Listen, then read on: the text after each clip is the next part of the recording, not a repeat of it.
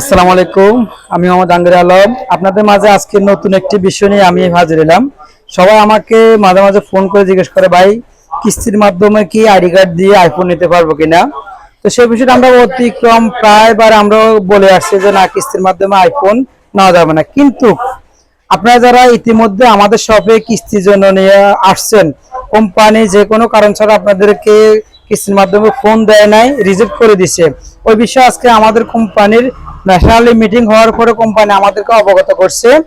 আপনি যদি আপনার দুটি আইডি কার্ড, আপনার আইডি কার্ডটি এভাবে ব্যবহারিং করা এবং যাকে আপনার নমিনি দিবেন, আপনার বাপ মা ভাই বোন এবং কি আপনার ওয়াইফ থাকলে ওয়াইফ, এই রক্ত সম্পর্কে যে কোনো একজনের নমিনি দিলে তার আইডি কার্ডটা নিয়ে আসবেন।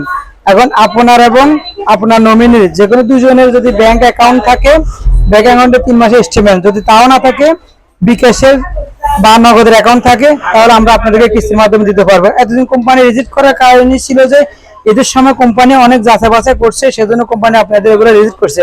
এখন থেকে 3টা জিনিস নিয়ে আসলে আপনারা কিস্তির মাধ্যমে যে কোনো টেকনো কোম্পানি ফোন নিতে পারবেন। তাই যাদের লাগবে তারা চলে আসবেন নাঙ্গলকোট জান্নাত টেলিকমে। আর যারা রিজেক্ট করছে তারা আমাদের ভিডিওটা পাওয়ার পর অবশ্যই আসবেন দোকানে, আসলে আপনাদেরকে নতুন করে এখন আবার ফোন দেওয়া হবে, আর রিজেক্ট করবে না। আসসালামু আলাইকুম।